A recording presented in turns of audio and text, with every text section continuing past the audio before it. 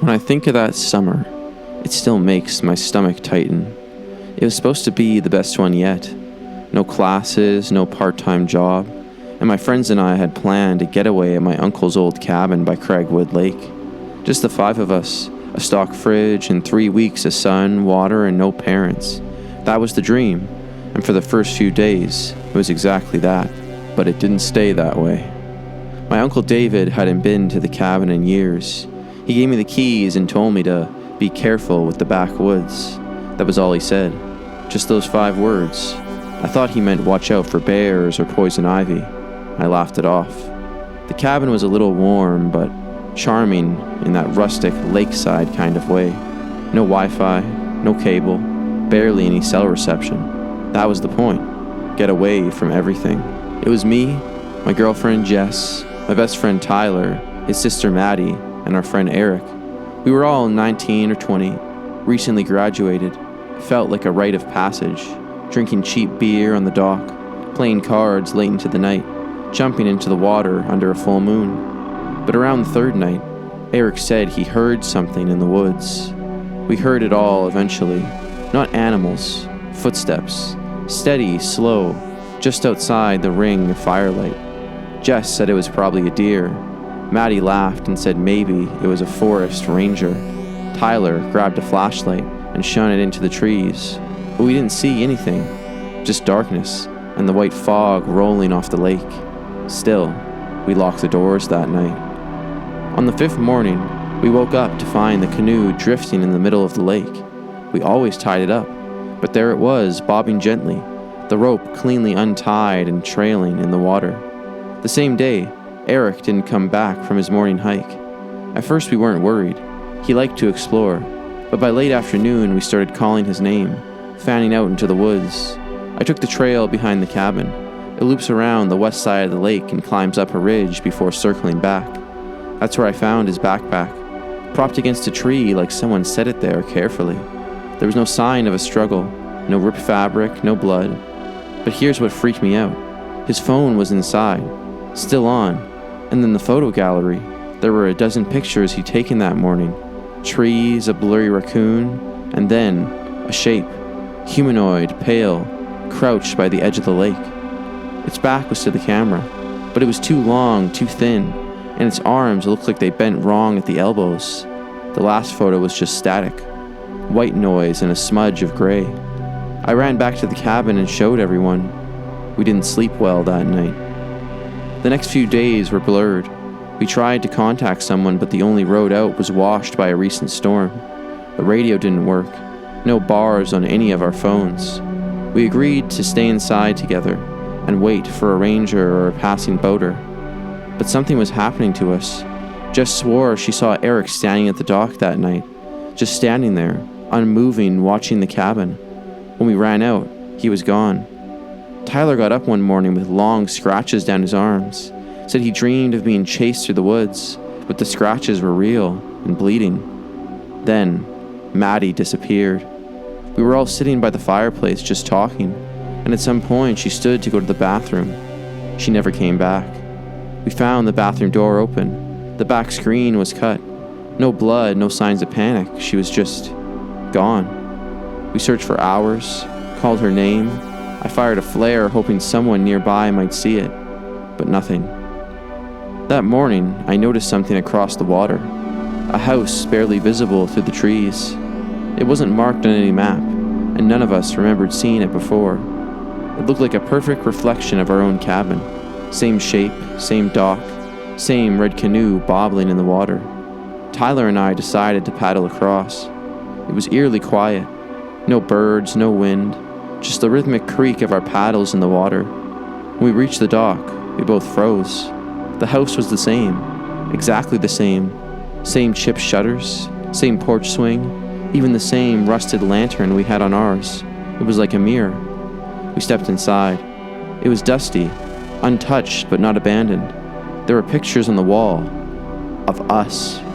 Photos of our group taken from angles we hadn't seen before, from the woods, from the lake. One of Jess sleeping, one of Maddie brushing her teeth, one of me standing in the trees holding Eric's backpack. The most recent photo was from that morning. Tyler and I, standing at the dock looking across the water. We ran. When we got back, Jess was gone. The door was wide open, swinging in the breeze. Her necklace, the one I gave her on our anniversary, was sitting on the front step. We didn't say much after that. Tyler wanted to hike out, try to find a ranger station. I told him we should stay. If help came, we wouldn't be there. We argued. Eventually, he went on his own, and he never came back.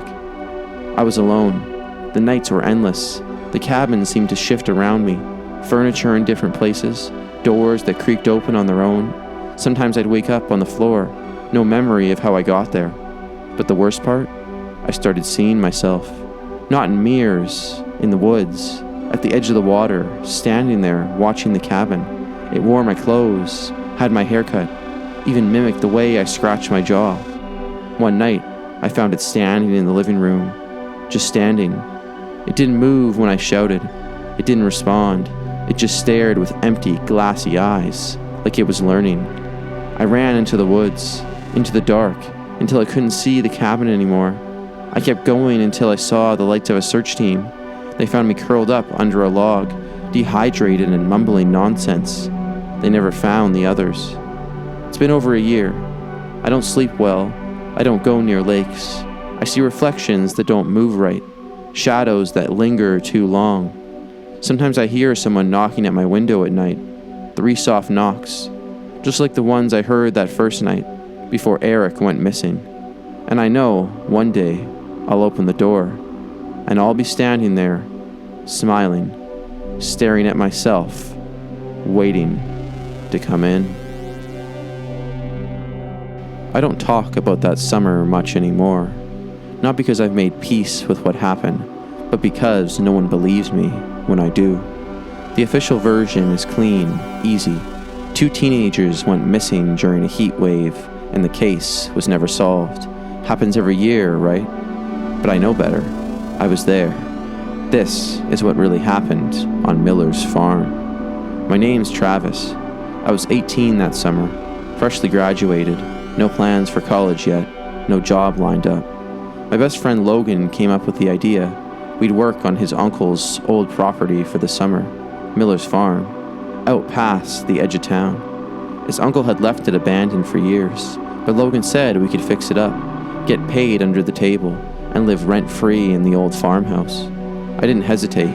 We packed up my beat-up car and drove out there the next day. It was one of those choking hot summers in Missouri, where the heat hums in the air even at night. The house sat on the edge of a dying cornfield, surrounded by forests that had started to reclaim the edges of the property. Paint peeled off the shutters, and ivy clawed up on the siding. The place looked tired, like it had been forgotten by time. Still, we were young. A little dust didn't scare us. The first few days were uneventful. We pulled weeds, cleaned the porch, and cleared our broken furniture. Logan found a shotgun under a floorboard in the kitchen and joked about becoming a wilderness sheriff. I told him to put it back. He didn't. We were exploring the barn when we found the cellar door. It was built into the ground beside the cornfield, one of those angled storm cellar types with a heavy, rusted latch. Logan wanted to open it, but the padlock was thick, and the key wasn't in the house. We shrugged it off. It probably just held old tools or rotting potatoes. That night, I woke up to a sound I can still hear in my head sometimes. Metal scraping on metal, like something trying to open the cellar from the inside. Logan slept through it. Of course he did. The next day, we noticed the corn. It wasn't growing in neat rows anymore. I know that sounds dumb, but we were walking to the edge of the field when I realized the stalks were bent, twisted toward the cellar. Not broken, not trampled, bent, like they'd grown that way. We laughed it off again. What else could we do? That night, we sat on the porch, drinking warm beers and listening. Around midnight, Logan asked, "Do you see that?" Out in the corn, something was moving. Not an animal. It was tall, taller than any person I'd ever seen. The corn was 6 feet high, and it moved above it, gliding, not pushing the stalks aside, but gliding over them. We watched it until it disappeared. Then, the front door of the house creaked open behind us. No wind, just the slow groan of wood. We didn't go inside for hours. The heat got worse. The air turned thick and foul, like rotting meat. Logan thought something had died in the well. I wasn't so sure. We checked it, but there was nothing. Still, the smell hung around the cellar like a warning. One morning, we found footprints in the dirt around the door. Not boots, not bare feet, hooves. Two-toed, large, deep in the dry earth, like something heavy had paced there in the night. I told Logan to call his uncle, but he said we'd sound crazy. Besides, we needed the money. That afternoon, we cut the padlock.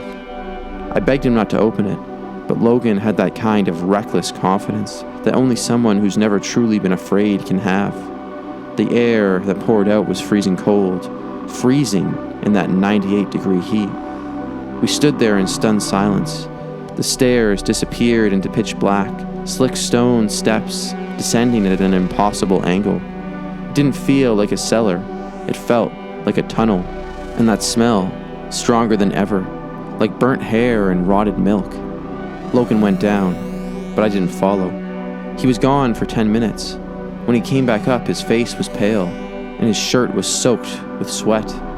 He didn't say a word, just went inside and locked the door. That night, I heard him whispering to someone in his room, but there was no one else in the house. I woke up and Logan was gone. Not just out for a walk. Gone. His boots were still by the bed, but the front door was wide open. I called for him until my voice cracked. I searched the woods, the corn, the barn. Then I checked the cellar. The door was open, but the tunnel was wrong. The stairs were longer now, wider. The stone was pulsed, like they were breathing. I didn't go down. I couldn't. I slammed the doors shut and stacked everything I could find on top of them. Woods, bricks, furniture. That night, I slept in the car. I woke up with handprints on the windows, long, narrow fingers with too many joints. I packed to leave. I didn't care about the job. I didn't care about the money. But I didn't make it far. The driveway looped back on itself. No matter how far I drove, I kept ending up at the farmhouse, like the road had folded in on itself. And that night, Logan came back. He stood at the edge of the cornfield, just past the light, watching me, not saying anything. His body was stiff and wrong. His arms hung low, too low, like his joints had been pulled out of place. When I called to him, he smiled. His mouth opened too wide with too many teeth. And then he walked backward into the corn. I snapped. I poured gasoline around the cellar door and set it ablaze. The fire turned blue. And I swear, I heard something screaming from beneath the ground. Not human screaming, something deeper, like rock shifting and bones grinding. I drove again, and this time the road was clear. They never found Logan. When I went back with police, the house was just an empty husk. The cellar was gone, not sealed, just gone, like it never existed. The corn was dead, blackened. The well was full of ash, and no one believed me. But sometimes in the dead heat of summer, I wake up and smell that rot again. I hear the cellar door creaking, and I see a shadow watching from the tree line. Something followed me out there. Something is still waiting, and I know that one day it's going to open that door yet again. Into summer in a dead-end town with nothing to do, you'll understand how boredom can turn into obsession, and how obsession can lead to something worse. I was 18 that summer. My mom had just moved us to this nowhere little town called Dry Creek after her divorce, and she was working double shifts at the local urgent care to keep us afloat. They left me alone most of the time, in a house that smelled like mildew and sadness, with spotty internet, and neighbors too old to care that a kid had moved in. I filled my days riding my bike, watching old horror movies, and wandering aimlessly around the one place with AC, the Red Owl grocery. That's where I saw him, the old man by the freezer aisle. It was the second week of June, and I was digging through the frozen pizza section when I noticed him out of the corner of my eye. He wasn't shopping. He wasn't even moving. He was just standing there, an old man in a gray coat, even though it was 92 degrees outside. He had this long, pale face and stringy white hair that looked wet. He stared at the glass doors of the freezer, like there was something inside only he could see. When I walked past him to grab a soda, he turned his head toward me, but not like a normal person. He turned it slowly, all the way, like his neck was made of rubber, and he smiled, wide. His teeth looked like yellow piano keys, crooked and stained, but almost too perfect in their alignment. I nodded awkwardly and walked faster. I figured he was just some local eccentric, but then I saw him again and again. Every time I went in, he was there. Same spot, same coat, same weird stare into the freezer aisle. He never had a cart, never picked up a single item, just stood by the sliding glass doors, watching the reflection of the fluorescent lights flicker over the frozen peas and popsicles. The cashiers acted like he wasn't there. I asked the teenage girl at the checkout if she knew who he was. She gave me a blank look and said, "Who?" "The old man in the coat," I said. "Freezer aisle." She just shrugged. "You mean Mr. Morelli? He died like last year." I told myself it was a mistake. The girl didn't know what she was talking about. The guy was real. I could see him, and he was always there. But things only got weirder. One day I stopped in to grab a cold drink, and he was standing outside the automatic doors, just watching me through the glass. No coat that time, just a stained white undershirt and pants that didn't fit right. He didn't blink, he didn't move, just smiled. When I turned around again, he was gone. I biked home in record time. That night, I had a dream. I was in the grocery store alone. The lights buzzed overhead, and the freezers were humming too loud. The man was standing by the chicken nuggets. When I walked toward him, I could hear whispers, like dozens of voices whispering in a language I didn't know. He turned and opened one of the freezer doors and stepped inside. Then he turned back and waved me in. I woke up drenched in sweat. My bedsheets were ice cold. The next day, my mom asked me to pick up a few things before her shift ended. Milk and bread, the classics. I told myself I'd be in and out. I brought headphones. I avoided the freezer aisle entirely. But as I turned down the aisle with the dairy, I stopped cold. There he was, standing right in the middle of the aisle, facing me. No coat. His shirt was gone this time. His skin was pale and paper thin, stretched tight over bones that looked too sharp. His eyes were milky, not blind, but just wrong. I dropped the basket and turned to leave. "Kyle!" He said my name. I hadn't told anyone in my name in that store. I didn't stop. I sprinted out the door, straight to my bike, and pedaled home so fast I nearly crashed into a stop sign. That night, I heard footsteps outside my window. I live on the second floor. When I peeked through the blinds, there was no one there, but the glass was fogged, like someone had pressed their face to it. There was a smudge, a wide, wet handprint. I didn't sleep at all. I cornered one of the older stock guys at Red Owl, Todd, a guy who looked like he'd worked there since the 80s.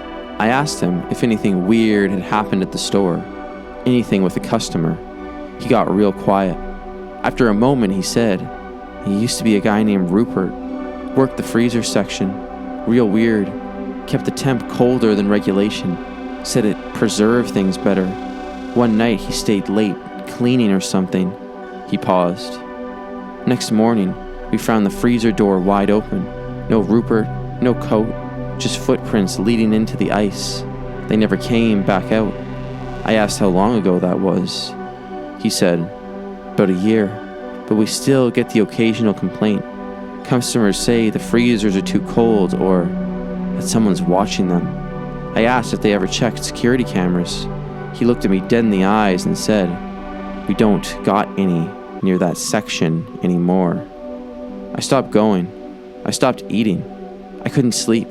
Every reflection looked warped. Every cold breeze made my skin crawl. But I had to go back. Mom was sick and we were out of medicine. She was running a fever, and there was nowhere else to go.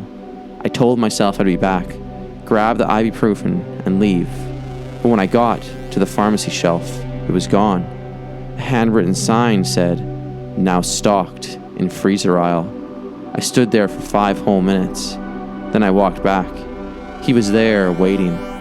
He didn't move this time, didn't smile, just raised one long, pale hand and pointed at the open freezer door. The air was like a vacuum, dry and silent, full of something I couldn't describe. Then I saw it. Inside, past the racks of frozen goods and misty glass, was my house, a reflection of it perfectly arranged. My room, my bed, my mother coughing on the couch. He stepped aside. I turned and ran. That was 2 years ago. We moved. My mom never talks about that summer. She doesn't remember being sick, or even asking me to run errands. Sometimes I wonder if she was ever sick at all. But lately, I've been dreaming again, of freezers, of cold tile floors, of long, pale hands knocking softly on the window. And I know I'll have to open that door someday, because no matter how far we move, Red Owl's building a new store in our town. And yesterday, I saw the sign go up, grand opening, freezer specials all week, and a man in a gray coat standing behind the glass. They always say dogs can sense things we can't. Spirits, earthquakes, evil. I used to think that was just superstition, until the summer Cooper went missing and came back wrong. That summer I was staying at my grandparents' lake house in northern Michigan. I was 17, old enough to be left alone for a week while my parents took a cruise. I'd been there dozens of times before. The house sat right on the edge of Ridgewater Lake, surrounded by pine woods so thick they could swallow sound. And I had Cooper with me, my golden retriever, 6 years old, smart as could be, loyal to the bone. Slept beside my bed every night, and always came when called. We had a routine. I'd wake up, make coffee, and he'd sit by the screen door with his tail wagging, waiting for our daily walk through the woods. The first couple days were perfect. Warm sun, smell of cedar, loons calling across the lake. I didn't even miss having a phone signal. But then, Cooper vanished. It happened so fast. We were maybe a mile from the house on the old logging trail. Cooper was ahead, sniffing the trail like usual, when he suddenly stopped. Ears up, tail rigid, a low growl in his throat. Then he bolted. I barely had time to shout his name. 1 second he was there, and the next he was gone, crashing through the underbrush like something had called him. I chased after him until I couldn't breathe, until the trees blurred together and I realized I was getting lost. I shouted his name over and over. Nothing. The woods swallowed my voice like water. I searched for 3 days, hiked miles in every direction, left food and water out, whistled until my lips cracked. The nights were the worst. The house felt too empty, too quiet. I kept thinking I heard scratching at the door. But when I checked, there was nothing there. One night, I thought I heard whining from the woods, faint and wet sounding, like a dog in pain. I grabbed a flashlight and ran out, barefoot, but the sound never got closer. It just circled the house, out of reach, until it faded. The next morning, I found deep claw marks on the back steps, way too deep for a retriever. I woke up to scratching at the door. Not frantic, just steady. Scratch, scratch, pause, scratch, scratch. I opened the door and there he was, Cooper, but not the Cooper I remembered. He was soaked to the skin, fur matted with mud and sap. His eyes were wide and glassy, like he'd seen something that shattered his mind. He walked stiffly, like his limbs didn't bend right anymore. I knelt down to hug him, but he didn't move. No tail wag, no whine, just that wide-eyed stare. I noticed his tongue hung out of the side of his mouth at an odd angle, like it didn't fit anymore. I whispered, "Hey, buddy." He just blinked once, just one eye, and walked past me into the house. I should have shut the door and locked it. Cooper wouldn't eat. He'd sit by his bowl for hours staring at it. Then he'd drag it slowly, scraping it across the floor until it faded. He stopped sleeping in my room. Instead, he'd sit by the back window all night, watching the woods. Sometimes he'd make this low, rumbling sound, not a growl, more like a vibration. It made my chest hurt. I tried taking him for a walk, but he refused to go near the trail. planted his feet, and pulled away until I gave up. That night, I caught him standing on his hind legs at the window, just watching. I woke up around 2 a.m. to a loud bang. Thought maybe Cooper had knocked something over.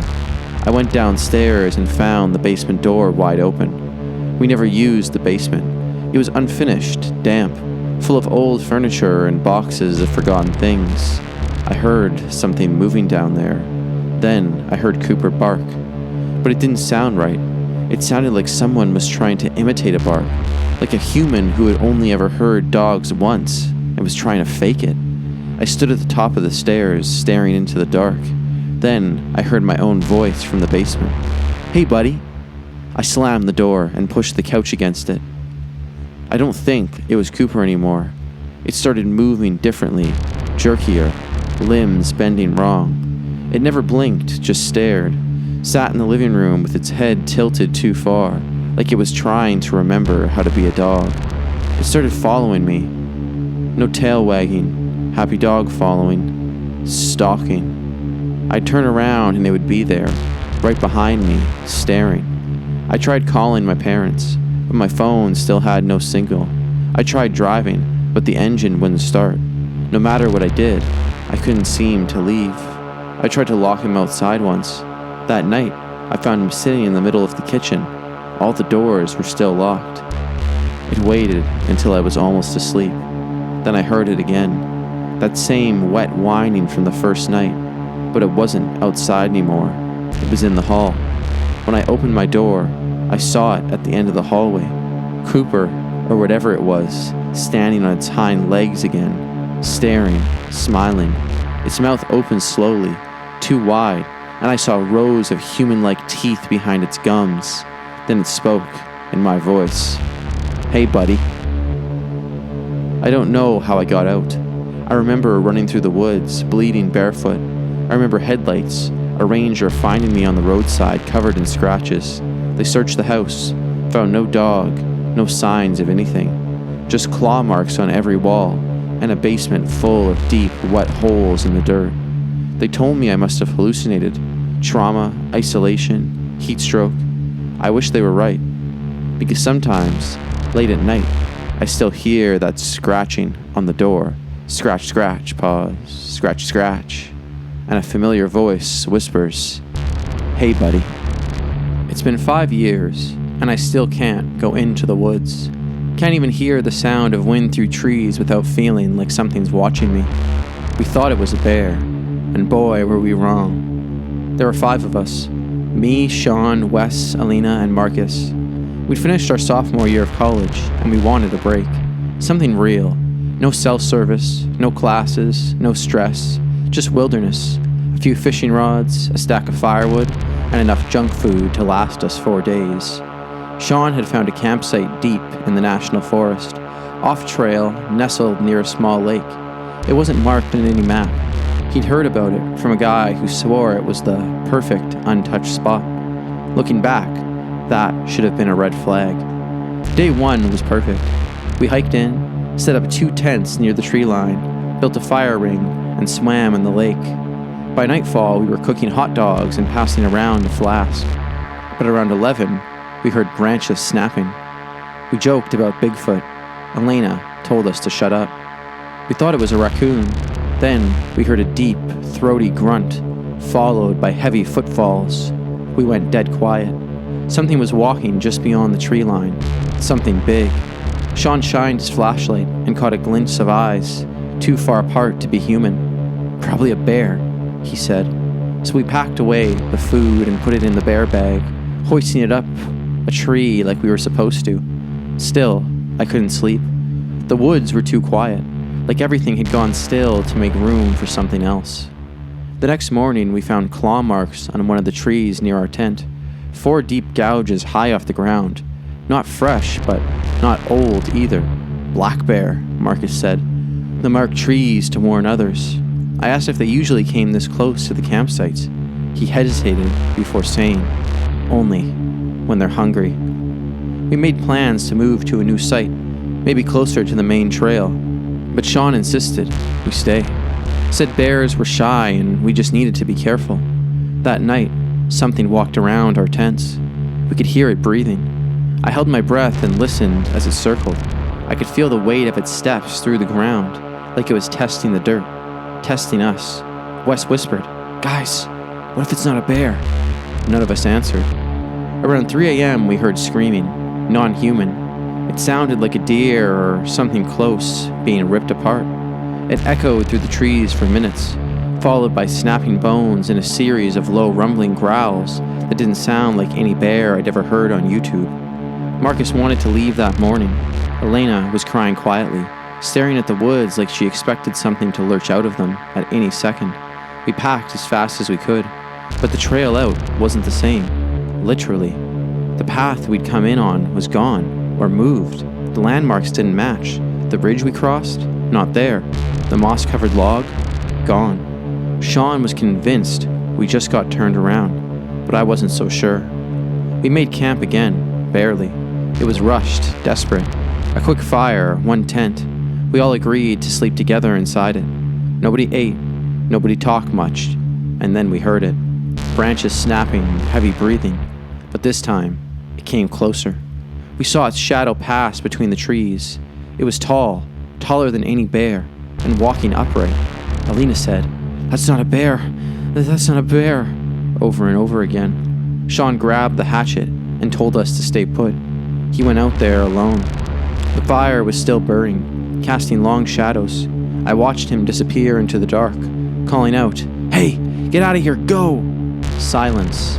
Then, a scream. His voice, Sean's voice, screaming like a child. Then a wet, choking sound. Then nothing. We stayed frozen inside the tent until the sun came up. We found Sean's hatchet 20 feet from camp, snapped in half, the handle soaked in blood, but no body, just drag marks, deep ones. Marcus tried to follow them, but they vanished into the undergrowth like the forest had closed behind whatever made them. We didn't talk, we didn't even cry, we just ran.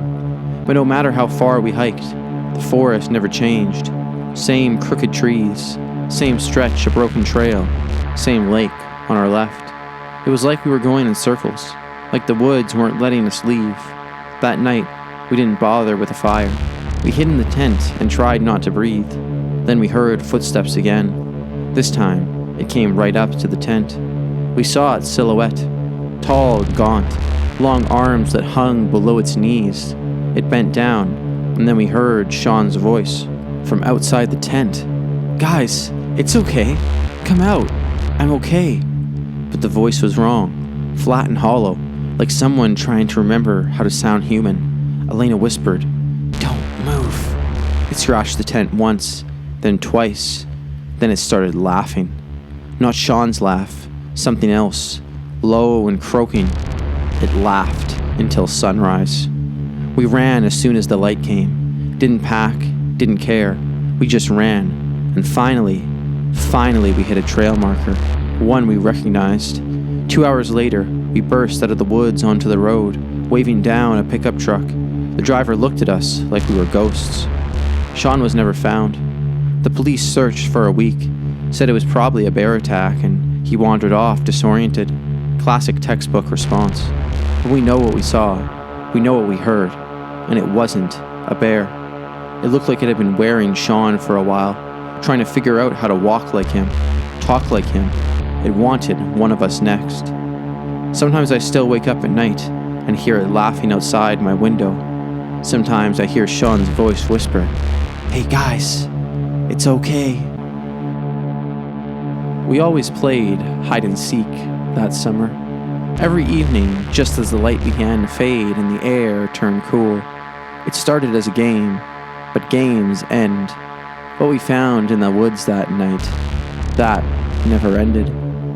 That was the summer our parents rented a big lake house in Maine.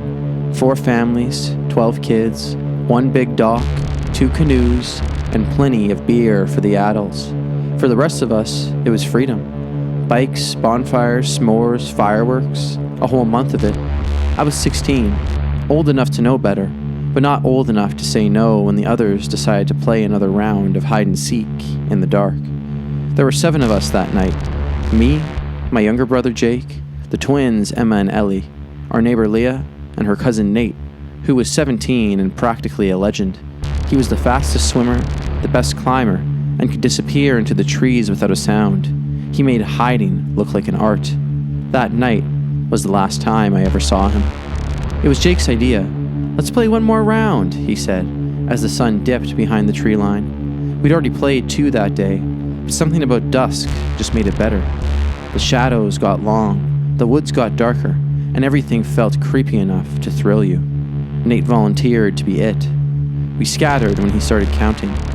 I ran uphill toward the tree line, ducking behind a rock outcropping near the edge of the woods. I could hear the others laughing as they hid. Leah probably under the dock, Jake maybe behind the shed. The woods behind the lake house weren't deep, but they were dense. Thick pine and birch. No trails, just old stumps, animal paths, and brambles that could tear up your legs. But Nate, he wasn't afraid of any of that. "Ready or not, here I come." I held my breath, crouched behind the rock. Minutes passed, then more. I waited to hear someone yelp, to hear Nate whoop and run, but it was quiet. Too quiet. Eventually I heard a crunch beside me. Footsteps. I tensed, expecting Nate to shout, "Found ya!" But no one spoke. Just slow steps coming closer. I peeked around the rock, and no one. The sound stopped. That's when I noticed the woods behind me had gone completely silent. No birds, no wind, nothing. I whispered, "Nate?" And the moment I said it, something ran behind me, fast and heavy. Not like a kid, not like a person, something bigger. I bolted back towards the house. We regrouped on the deck. Everyone made it back, except Nate. At first we thought he was still playing, just hiding really well. We laughed, called out for him, told him the game was over, but nothing. "Maybe he fell asleep," Jake joked, trying to be funny, "or he's messing with us." But Leia wasn't laughing. "He wouldn't do that," she said. "He's not like that, and he was counting. Why would he go hide?" We searched with flashlights. His tracks led into the woods, but not back out. That night, we told our parents. They called the ranger station. A search party went out. Dogs, drones, volunteers, and they found nothing. Not a shred of clothing, no footprints, no signs of struggle. Just the woods as if they'd swallowed him whole. And something else. Near where we thought he'd gone missing, they found a clearing that no one remembered being there. A near perfect circle where nothing grew. No grass, no weeds, just cold dirt, smooth and undisturbed. They said it was probably from an old campfire, but there were no ashes, no rocks, no signs that anyone had ever been there. And in the center of that circle, they found a single handprint pressed into the soil, like someone had placed it there from underneath. After that, things got weird. Emma started sleepwalking. Jake wouldn't go near the woods anymore, wouldn't even face that direction, said he kept hearing Nate calling his name from the tree line. Ellie claimed she saw someone walking around the yard at 3 a.m., someone with Nate's face, with the wrong eyes. One night, we found Leia standing in the clearing. We hadn't even told her where it was. When we asked how she found it, she just smiled and said, "He showed me." It was July 22nd, a week after he vanished. I woke up around midnight and saw a figure by the dock. At first I thought it was Jake, but this person was taller, standing perfectly still, staring up at the house. I crept downstairs, stepped onto the back porch and whispered, "Nate?" He turned toward me. It was Nate. Same clothes, same face, but the way he moved was like watching someone learning to be human from a broken video, stuttering jerky motions, his limbs too loose, his head cocked too far to the side. He opened his mouth like he was going to speak, but all that came out was a dry, rasping breath, followed by a whisper that sounded like, "Found you." And then he turned and walked. No, glided into the woods and vanished. The police said he must have fallen, got lost, animal attack, something tragic and natural, but they never found a body, not even a bone. We went home early. None of the families wanted to stay. Leah had a breakdown a few weeks later, said Nate still visits her in her dreams, that he talks to her through trees. Jake won't go near forests anymore, refuses to camp, doesn't even like trees and video games. And me? Sometimes I still hear it, that voice right behind me. Ready or not? And the sound of footsteps getting closer and closer. We weren't supposed to take the boat out that far. I told Evan it was a bad idea. Told him storms were coming in. But it was our last weekend at the lake house. And like always, we thought we were invincible. And boy, were we wrong. That thing took a piece of him. And what came back up? That wasn't just Evan anymore. Every summer, my family rented an old cabin on Deep Mere Lake. It was one of those glacial lakes, cold, dark, and so deep they never found the bottom. At least that's what the old men at the bait shop liked to say. Locals had all kinds of stories. Sinkholes, prehistoric catfish, government dumping, ghosts. We thought it was just that. Stories. There were 4 of us that weekend. Me, my best friend Evan, my cousin Tyler, and Evan's girlfriend Amanda. All of us were 19, just wrapping up our first year of college. It was supposed to be a celebration. Beer, sun, music, maybe a little fishing. Evan's dad owned a boat. Not a fancy one, just a run-down speedboat with cracked seats and a cooler built into the floor. But it ran, and it had gas, and that was all we needed. The mistake wasn't taking the boat. The mistake was going past the last marker. That morning, the water was glass, a perfect, eerie stillness. No birds, no wind. Amanda even said, "This feels like the start of a horror movie." We laughed. We always laughed. By noon, we were at the far edge of the lake, past where any other boats went. The shore was just a distant green line, and the water looked almost black beneath us, too deep for the sun to touch. Evan decided to dive in. I told him not to, but I still remember his grin.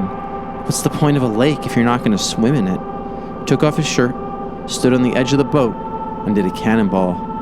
He didn't come back up right away. We thought he was messing around, holding his breath. Amanda even started filming on her phone. Then we saw the blood. It came up in bubbles, thin red strands rising like smoke. Then, Evan surfaced, gasping and flailing. At first we didn't understand what we were seeing. There was too much blood, too much movement. Then he screamed. I'll never forget that sound. I reached down and grabbed him by the shoulders, and Tyler helped haul him up. He was crying, shaking, stammering. It bit me! It bit me! His thigh, that's where it had gotten him. A chunk of his leg was gone. Not torn, not ragged, just removed like something took a massive, perfect bite out of him. The skin was pale and clean around the wound. No jagged tearing, just a smooth crescent. Amanda threw up. Tyler froze. I grabbed the towel and tried to slow the bleeding. It soaked through in seconds. And all Evan could say was, "It was so big. It had eyes. It had eyes." We turned the boat around and floored it. Halfway back, the engine started to sputter. Evan was pale, shivering, muttering nonsense. At one point, he started laughing. This weird, choking kind of laugh. And then started speaking in a low voice. "Cold down there. It's not empty. They wait." Amanda was sobbing. Tyler was screaming at the engine. I was pressing a soaked towel to a wound that wouldn't stop bleeding. I looked at the water behind us. It was calm, but I swear I saw a ripple. One long, thin ripple, like something was following us. They airlifted Evan to the regional medical center. The doctors were baffled. The bite didn't match any known species. Not a snapping turtle, shark, nothing like that. It was too clean, too wide. There was structure to it, like interlocking plates or ridges. The weirdest part? The tissue around the wound was already starting to scar. Not scab, scar. Like it had been healing for weeks.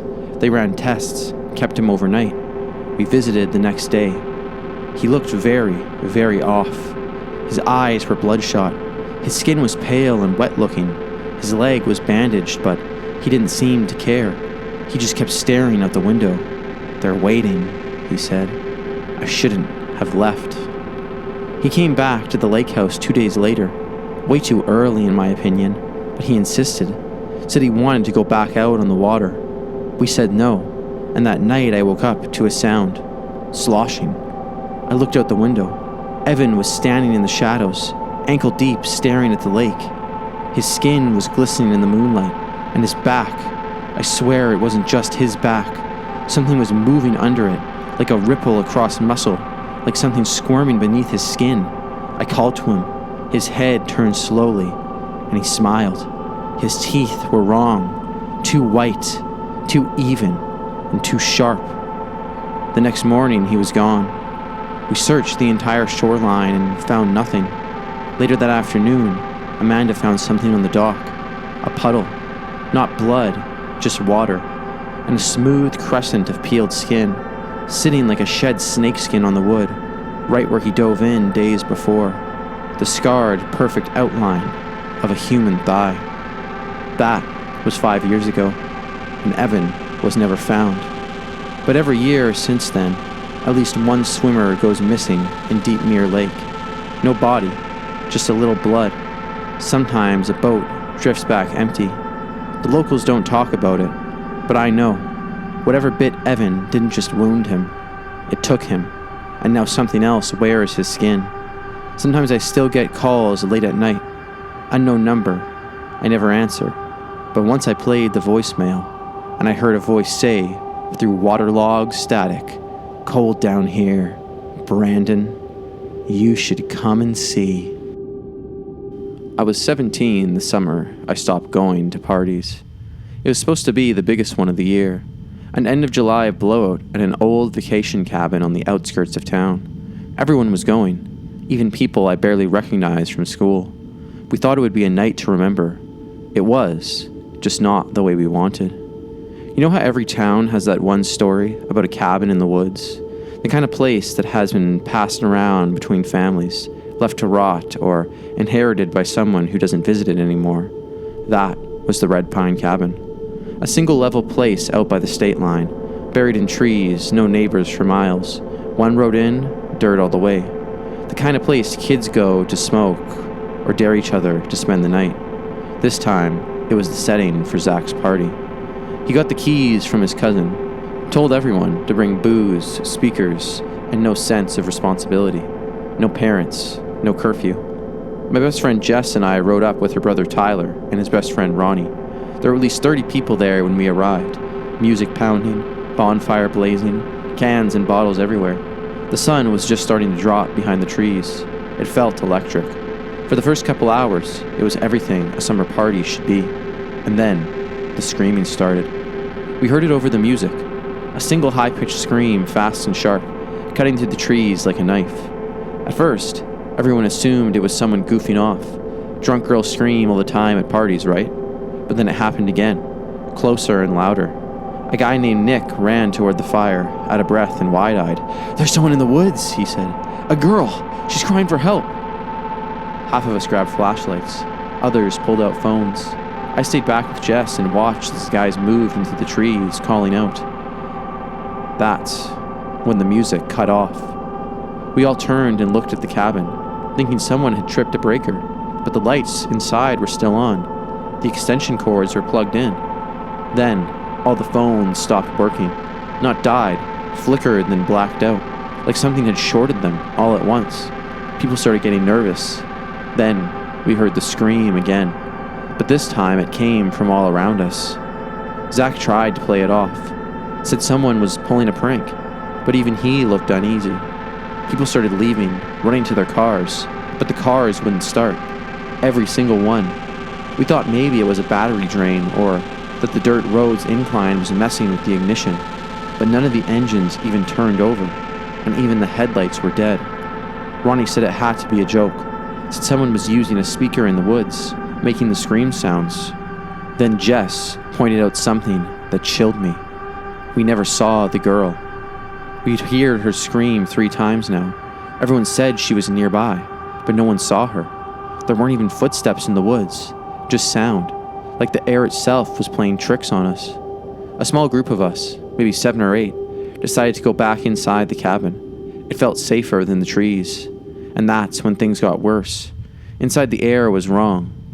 Thick, too warm, like the heat from the fire had seeped in, but there was no fire inside. Then we noticed something had changed. The photos on the walls, Old black and white prints of the woods, the lake, hunting trophies. They'd all warped. The faces were smeared. The trees bent at strange angles. One photo had nothing but static where a person should have been. The lights flickered again. Someone swore they saw a figure down the hallway. We all froze, and then we saw it. A shape, tall, thin, and pale at the end of the hallway, just standing there, not moving, just watching. Jess whispered, "Isn't that the girl?" I didn't answer, because it wasn't. Whatever it wasn't human. One guy, Trevor, stepped toward it. He asked, "Are you okay?" The lights blew out, and the whole cabin went pitch black. We heard the sound of wood splintering, someone falling, something dragging across the floor. Screams, panic. I grabbed Jess's hand and ran. Out the front door, into the cold night. The woods were alive with motion. Shapes darting between trees, whispers in the branches, things brushing past us without touching. Tyler was missing, so was Zach, and Ronnie. The bonfire had gone out without smoke. The cars still wouldn't start. We did the only thing we could. We ran. Jess and I ran until our legs burned. The dirt road should have taken us back to the highway in 15 minutes, but we ran for an hour, 2. The same bend, the same broken tree, the same beer can we kicked before. We weren't going anywhere. Jess collapsed, sobbing, and then we saw headlights. A truck parked sideways across the road, rusted and ancient. A man stepped out, old, wearing overalls with mud-caked boots. He said, "You kids shouldn't have gone up there." We begged him to take us back. He said nothing, just got back in the truck and drove the wrong way, back toward the cabin. We never saw him again. When the sun came up, we were sitting on the same bend in the road. Jess was asleep. I was shaking, and the road was clear. No truck, no smoke, no signs of a party, and no sound. It was like the whole world had rebooted. We walked for hours and eventually flagged down a ranger.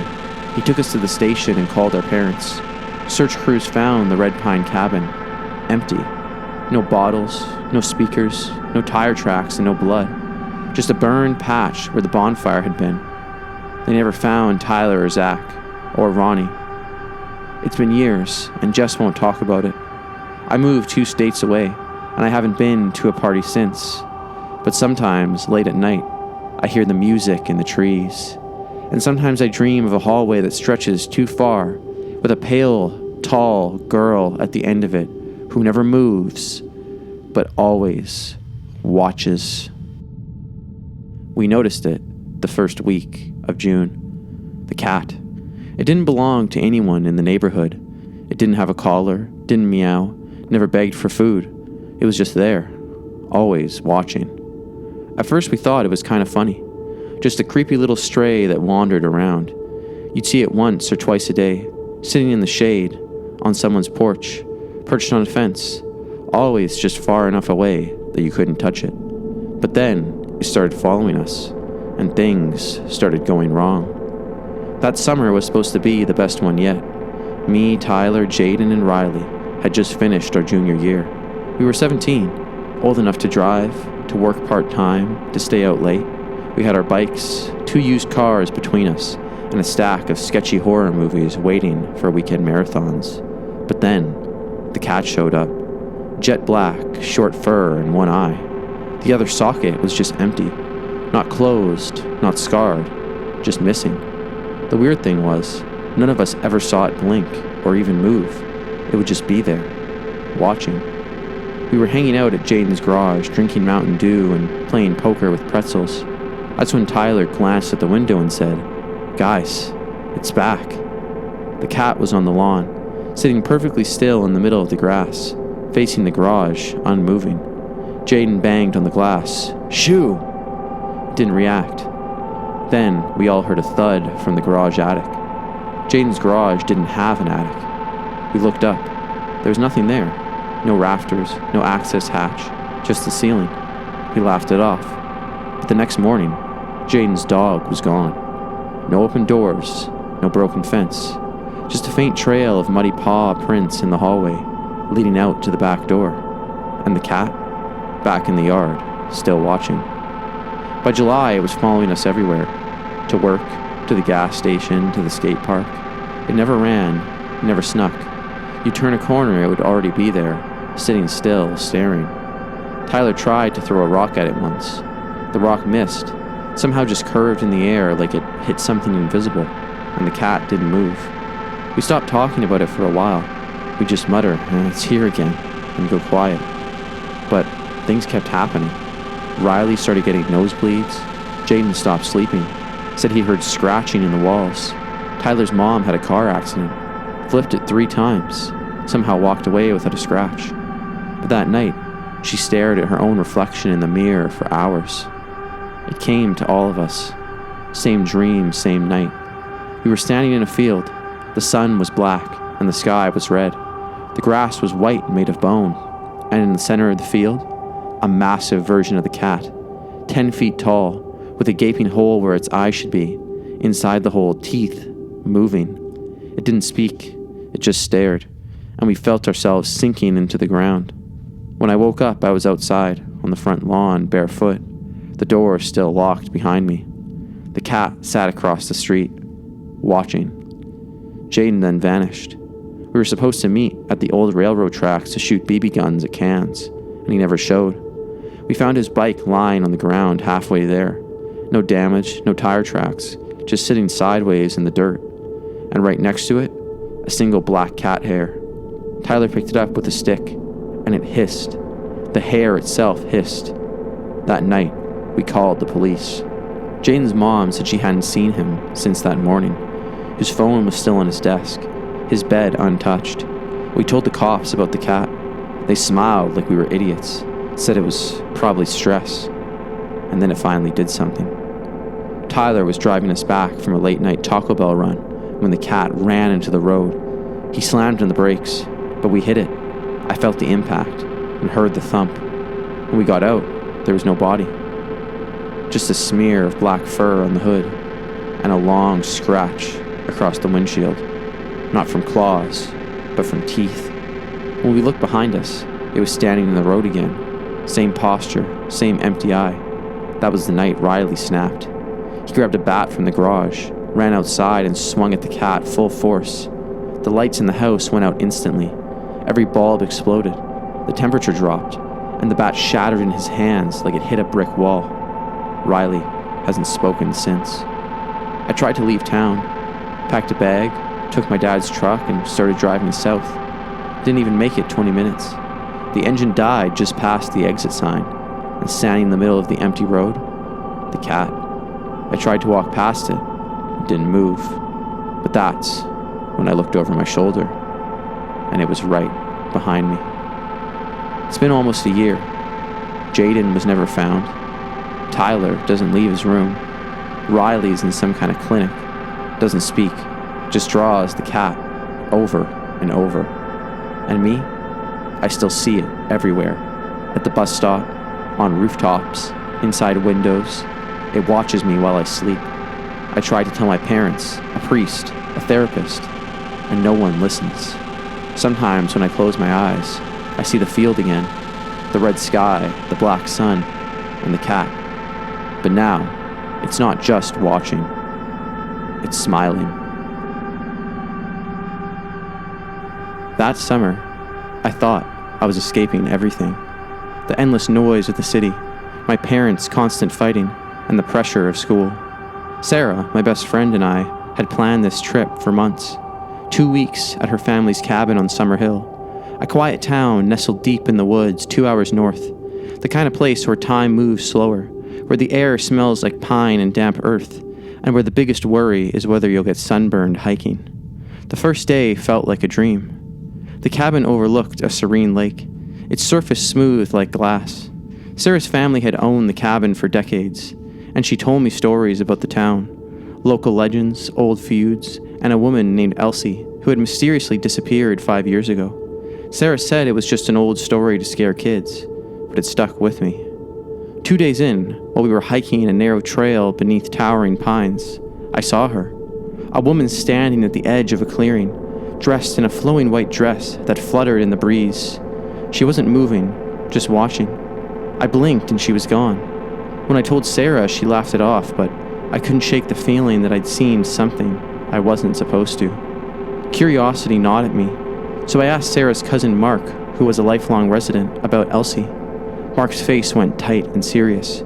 He told me that Elsie had vanished near the old mill ruins just outside town. No clues were ever found. No bodies, no evidence, just silence. That night, as I lay awake, I heard footsteps crunching softly outside the cabin. I peeked through the window but saw nothing. On the porch steps, however, lay a single white feather. I had no idea what to make of it. A few days later, Sarah and I decided to explore the old mill ruins ourselves. The place was haunting. Rusted metal twisted into grotesque shapes, beams sagging under the weight of time. As we walked, Sarah suddenly cried out. I spun around to find her pointing at something on the ground. It was a silver pendant, tarnished and half buried in the leaves. It had a delicate engraving of a bird. I slipped it into my pocket, a strange chill crawling down my spine. From that day, things changed. Our phones began to die, no matter how many times we charged them. The woods around the cabin seemed to grow darker, as if closing in on us. At night, I'd hear whisperers outside, soft, urgent voices that made the hairs on my neck stand up. One night, I found a note slipped under the door that read, "Leave before it's too late." Then, on June 27th, everything fell apart. Sarah and I had gone for a swim in the lake. One minute she was behind me laughing, and the next she was gone. I called out for her, my voice breaking with panic, and ran along the shoreline, but there was no sign. Just wet footprints leading into the woods, footprints that ended abruptly. I spent the next days searching alone, but the forest swallowed my cries. Then, late one evening in the cabin, I discovered a hidden compartment inside the fireplace. Inside was an old diary, the handwriting delicate and hurried. It was Elsie's. The last entry chilled me to the bone. They watch from the shadows. The lake holds its secrets. If you hear the call, run. I knew I had to leave Summer Hill, but on the morning I was packing, I saw her again. The woman in white, standing at the edge of the woods, her eyes, sad, meeting mine. She whispered, "Find her." I wanted to ask who, but I knew better than to answer. Driving away, I looked back one last time. The cabin was silent, the lake perfectly still, and the woods hidden their secrets once more. I still have the pendant, and sometimes when the wind moves just right, I think I hear the call yet again.